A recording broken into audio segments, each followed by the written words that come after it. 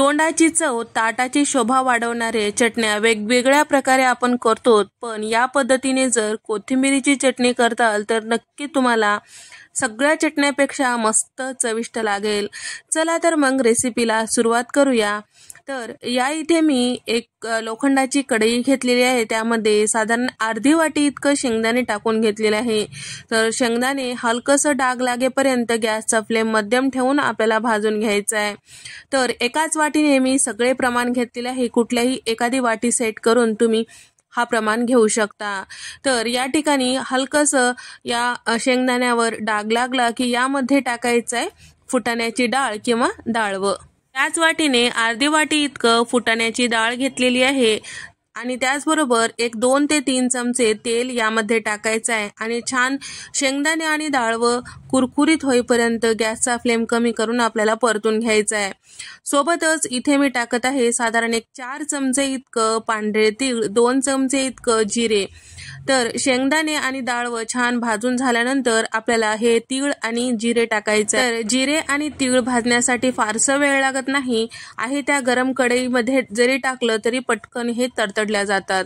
तर या ठिकाणी जिरे आणि तीळ बाकीचे जिन्नस छान असं भाजल्या गेलेले आहे, एका ताटामध्ये काढून घेऊया।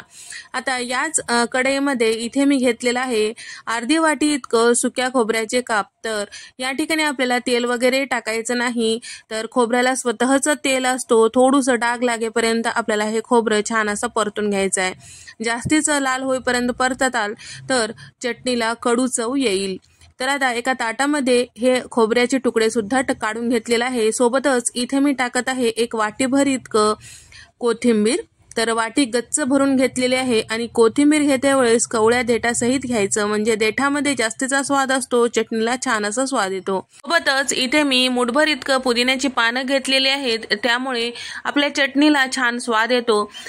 सध्याला उन्हाळा आहे आणि पुदिन्याचा गुणधर्म थंड आहे, त्यासाठी शरीरातील उष्णता कमी होण्यासाठी सुद्धा पुदिना खूप गुणकारी ठरतो। तर या ठिकाणी पुदिन्याची पानं आणि कोथिंबीर छान असं भाजल्या गेलेलं आहे, ताटामध्ये काढून घेऊया।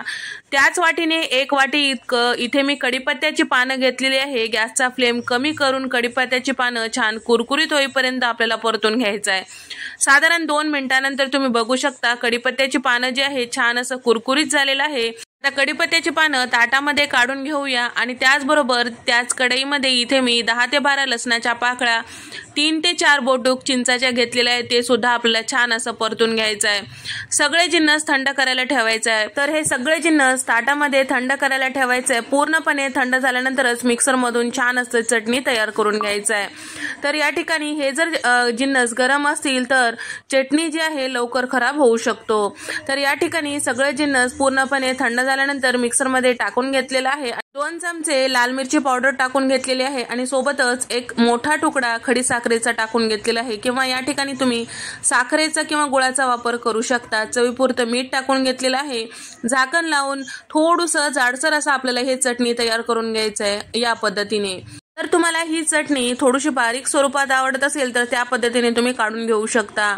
तर तुम्ही बघू शकता अतिशय मस्त अशी चविष्ट आपली चटणी तयार झालेली आहे। तर ही चटणी मिक्सरमधून काढल्या कधीच डब्यात भरायचं नाही, थोडंसं थंड करायला ठेवायचं। त्यानंतर आपल्याला कोरड्या डब्यामध्ये आणि त्याचबरोबर झाकण गच्च असलेल्या डब्यामध्ये आपल्याला हे चटणी भरून ठेवायची आहे। साधारण महिनाभर हे चटणी अतिशय मस्त अशी टिकून राहते। तर तुम्हाला हा व्हिडिओ कसा वाटला नक्की कमेंट करून सांगा। व्हिडिओ आवडल्यास व्हिडिओला नक्की लाईक करा आणि त्यासोबत चॅनलला सबस्क्राईब करायला विसरू नका। अशाच मस्त खमंग आणि चटपटीत रेसिपीजमध्ये भेट देऊया। तोपर्यंत नमस्कार, बाय।